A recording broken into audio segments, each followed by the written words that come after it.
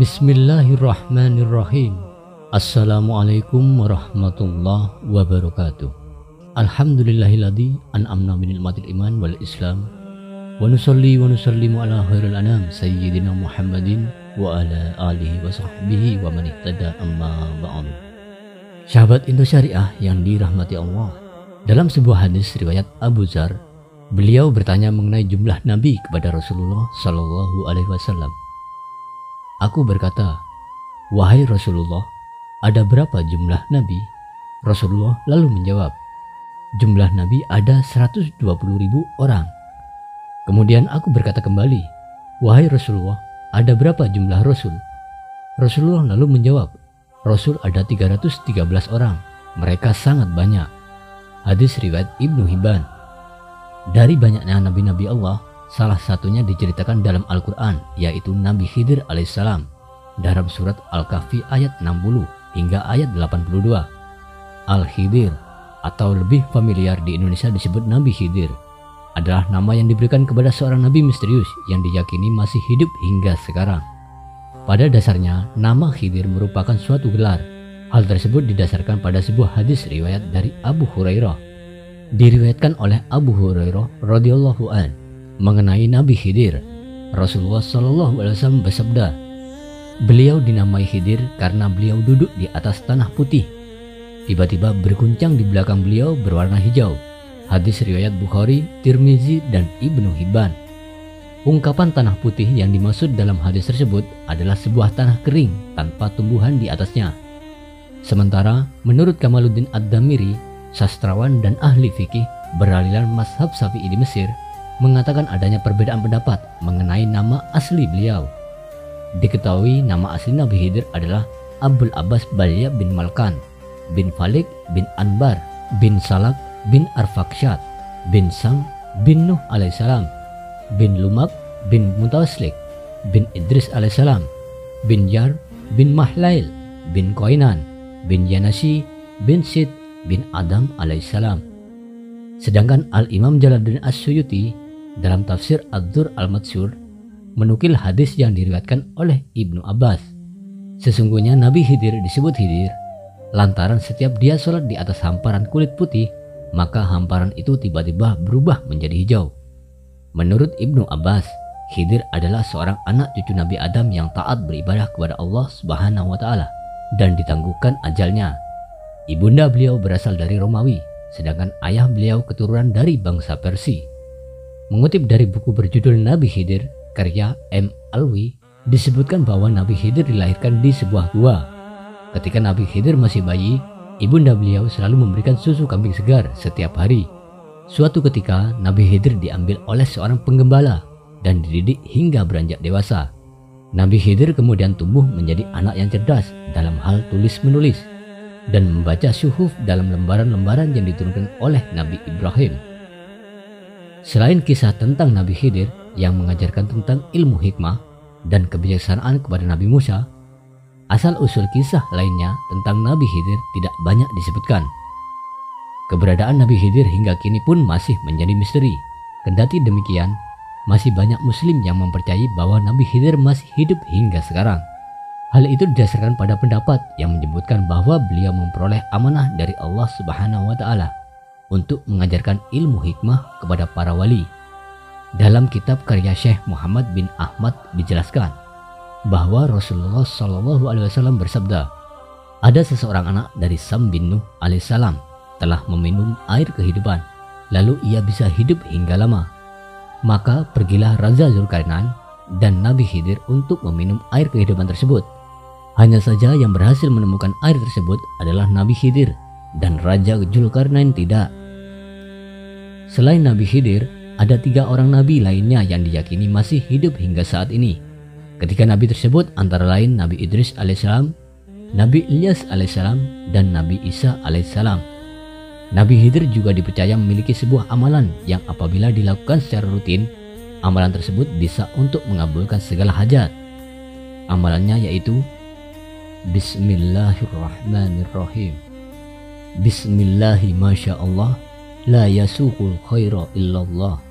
Bismillahi masyaallah, la yasrifu su'a illallah. Bismillahi masyaallah, ma kana min ni'mati fa minallah. Bismillahi masyaallah, la haula wala quwata illa billahil aliyyil azim. Arti dari zikir tersebut yakni Allah Subhanahu wa taala akan memberikan ampunan pada umatnya dengan mendatangkan 1000 kebaikan. Tak ada sesuatu yang terjadi termasuk kenikmatan melainkan dari Allah Subhanahu wa taala. Selain itu, zikir tersebut juga bermakna tiada kekuatan untuk menghindar dari perbuatan maksiat kecuali dengan perlindungan Allah Subhanahu wa taala. Keberadaan Nabi Khidir alaihissalam masih saja diperdebatkan, namun sebagian besar kalangan sufi berpendapat bahwa Nabi Khidir masih hidup hingga kini. Kami sendiri umat muslim meyakini bahwa Nabi Khidir masih hidup sampai sekarang. Nabi Khidir merupakan nabi yang diutus oleh Allah Subhanahu wa taala, tetapi tidak menyebarkan ajaran baru seperti nabi-nabi yang berjumlah 25. Justru Nabi Khidir adalah nabi yang tekun menganut ajaran Nabi Muhammad SAW, dan beliau sampai sekarang mempunyai tugas memberi pelajaran kepada para wali Allah. Di kesempatan video kali ini kami juga akan membahas cara untuk bertemu Nabi Khidir. Di kalangan tokoh para sufi, Nabi Khidir disebut sebagai guru ilmu laduni. Beliau mendapatkan ilmu langsung dari Allah Subhanahu wa taala tanpa harus belajar dan tanpa perantara. Bukti Nabi Khidir masih hidup adalah dari kesaksian para guru-guru dan kiai-kiai kita sekarang, seperti Abah Guru Zaini Martapura atau Abah Guru Sekumpul, Kiai Haji Maimun Zubair, Habib Soleh Al-Hamid Tanggul, dan Kiai Abdul Hamid Pasuruan, termasuk juga Mbah Khalil Bangkalan. Sahabat Indoseriah yang dirahmati Allah, berikut adalah amalan sederhana agar bisa bertemu dengan Nabi Khidir. Amalan yang pertama dari Kiai Haji Abdul Hamid Pasuruan. Amalan ini dipercaya bisa menjadi cara untuk bertemu dengan Nabi Khidir alaihissalam, yaitu amalan doa yang diberikan oleh Kiai Haji Abdul Hamid Pasuruan kepada muridnya, yaitu dengan beristiqomah bertawasul membaca doa ini sebanyak 3 kali setelah sholat wajib. Bismillahirrahmanirrahim, la yasuku khairu illallah. Bismillahirrahmanirrahim, la yasrifu su'a illallah. Bismillahirrahmanirrahim, ma kana min ni'mati faminallah. Bismillahirrahmanirrahim, la khawla wa la quwata illa billahil aliyyil azim. Doa ini dipercaya sebagai doa yang selalu diamalkan oleh Nabi Khidir agar segala hajat dapat dikabulkan oleh Allah Subhanahu wa taala. Sehingga dengan doa ini juga banyak orang yang percaya dapat menjadi wasilah untuk bisa bertemu dengan beliau. Amalan yang kedua yaitu membaca sholawat Ismul A'zam. Amalan ini dipercaya dapat menjadi wasilah yang menjembatani bisa bertemu dengan Nabi Khidir, yaitu dengan membaca sholawat Ismul A'zam. Tertulis dalam kitab Sa'adud Darain fi as-salati ala sayyidil qaunain. Berikut bacaannya. Bismillahirrahmanirrahim. Allahumma inni as'aluka bi ismikal a'zamil maktubi min nuri wajhikal a'lal mu'abbadi daimil baqil mukhalladi fi qalbin nabiyyika wa rasulika sayyidina Muhammadin, wa as'aluka bi ismikal a'zami wahidi bi wahdatil ahadil muta'ali an wahdatil kammi wal adadil muqaddasi an kulli ahadi bi haqqi bismillahirrahmanirrahim.